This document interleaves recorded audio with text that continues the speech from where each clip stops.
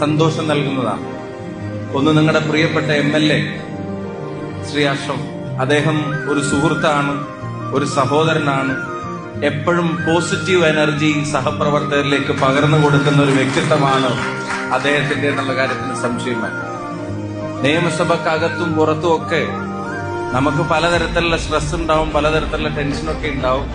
പക്ഷെ നിങ്ങളുടെ MLA കണ്ടാൽ ഏതൊരാൾക്കും 5 മിനിറ്റ് ആണെങ്കിൽ 5 മിനിറ്റ്, 2 മിനിറ്റ് ആണെങ്കിൽ 2 മിനിറ്റ്, ഒരു 2 മിനിറ്റ് കൂടെ നിന്നൊന്ന് സംസാരിച്ചാൽ എന്തെങ്കിലുമൊക്കെ സമാധാനിക്കാനും ചിരിക്കാനും ആശ്വസിക്കാനും സ്നേഹത്തോടെ ഓർക്കാനുമുള്ളൊരു വക എപ്പോഴും നൽകുന്ന ഒരാളാണ്.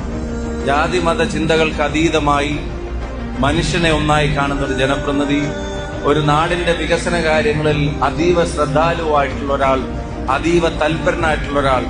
തീർച്ചയായിട്ടും അദ്ദേഹത്തിന്റെ മണ്ഡലത്തിൽ ഇങ്ങനെ ഒരു പരിപാടിക്ക് പങ്കെടുക്കാൻ കഴിയുന്നത് അതിയായിട്ടുള്ള സന്തോഷമുണ്ട്, അഭിമാനമുണ്ട്.